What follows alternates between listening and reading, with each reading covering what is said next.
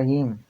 आज हम लोग सार्क के बारे में पढ़ेंगे कि सार्क का कैसे आगाज़ हुआ, सार्क का इमर्जेंस कैसे हुआ और उस इमर्जेंस के बाद सार्क अपने जो गोल्स हैं यानी इकोनॉमिक प्रॉस्पेरिटी और सिक्योरिटी ऑफ साउथ एशिया उसको अचीव करने में फेल क्यों हो गई और हम क्या कर सकते हैं, हम कौन से स्टेप्स ले सकते हैं जिन स्टेप्स को लेने के बाद सार्क जो है as a successful organisation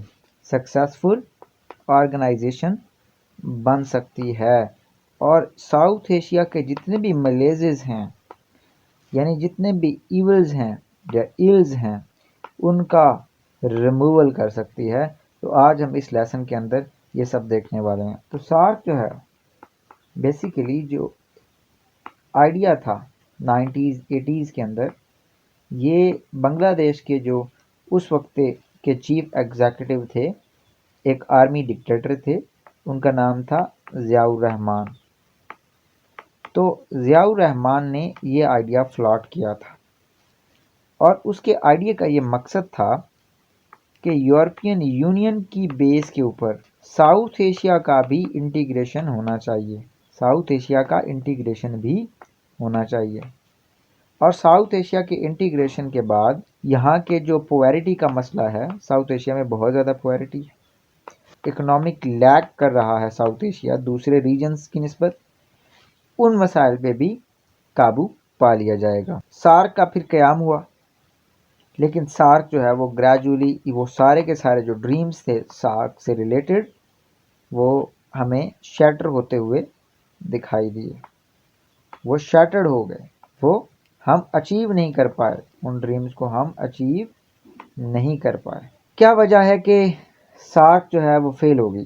SAARC के जो फेलियर है उसका पहला बड़ा रीज़न है इंडियन हेजमनी। किसी भी मुल्क के या किसी भी रीजन के अंदर जब कोई हेजमन होता है, जब कोई इजारादार कंट्री होता है, तब वो कंट्री के अंदर जो इंटीग्रेशन है वो नहीं होती, क्योंकि वो दूसरों को ओवर पावर करने की कोशिश करता है, वो दूसरे कंट्रीज़ की सोवरेनिटी को सल्व करने की कोशिश करता है।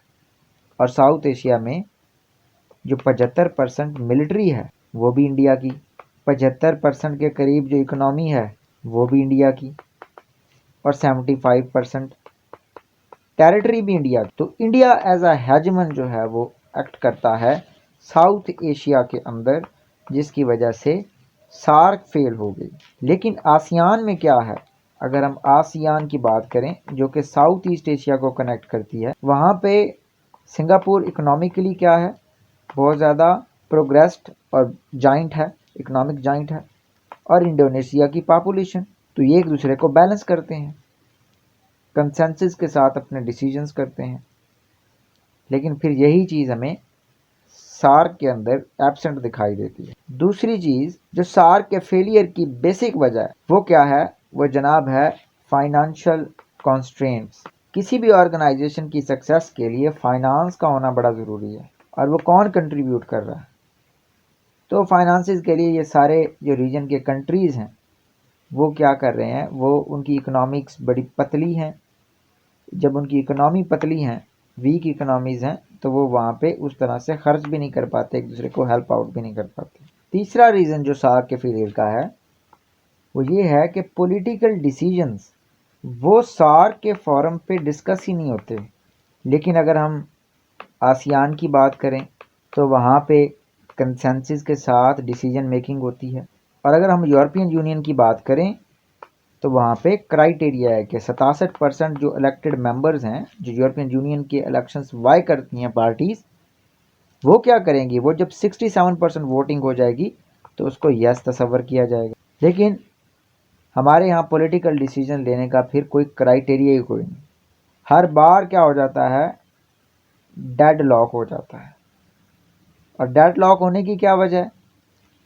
इंडिया पाकिस्तान का राइवलरी, इनके टेरिटोरियल इश्यूज भी हैं, इनके हाइड्रो पॉलिटिक्स भी इनके यहाँ चलती है, और इनके यहाँ बहुत सारे और भी मसाइल हैं।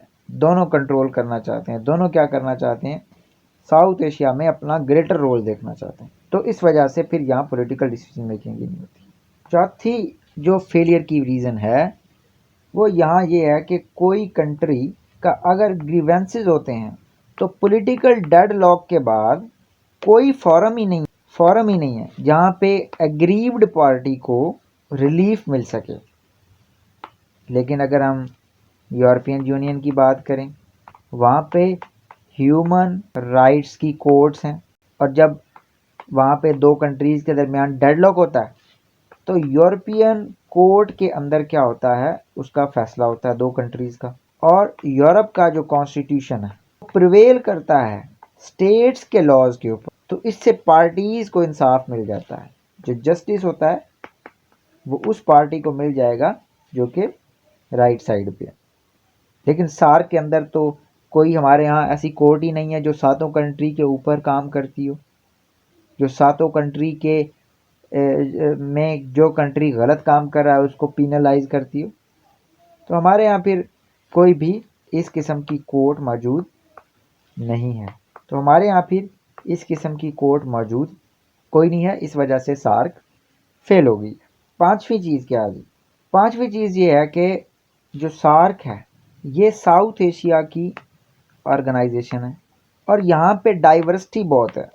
अगर आप आसियान की बात करें तो बेसिकली जो आसियान है वो एक सिविलाइजेशनल ऑर्गेनाइजेशन। मिसाल के तौर पे जो साउथ ईस्ट एशिया के कंट्री हैं वो सारे शक्ल में एक जैसे हैं, वो हान रेस उनकी है, तो रेस उनकी एक है तो उसकी बुनियाद पर उनकी सिविलाइजेशन। यूरोप के अंदर क्रिश्चियनिटी, दो के रिलीजन का रोल बहुत कम है यूरोप में, और ज़्यादातर लोग एथिस्ट हो रहे हैं गार्डियन की रिपोर्ट के मुताबिक।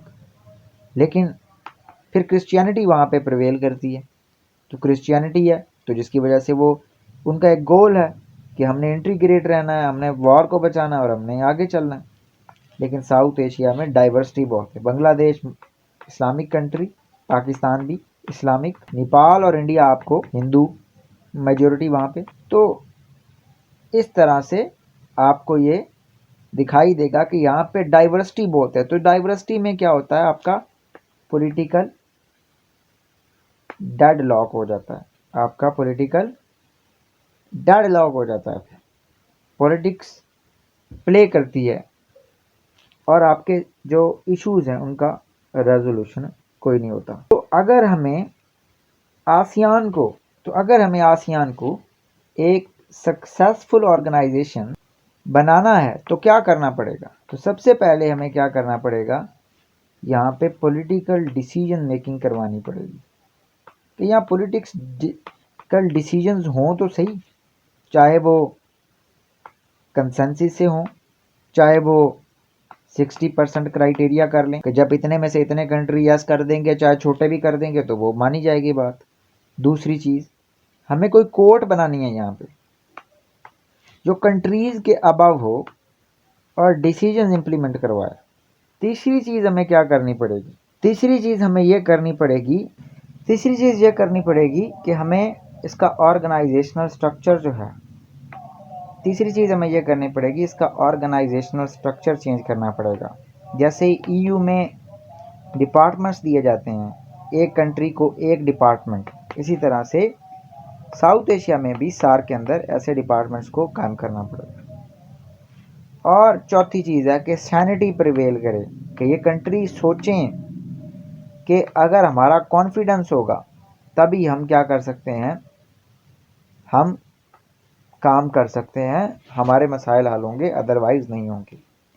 तो अगर आपको ये लेसन अच्छा लगा हो तो आप एजुकेटेड पाकिस्तान को सब्सक्राइब भी कर सकते हैं और इस वीडियो को लाइक भी कर सकते हैं। शुक्रिया।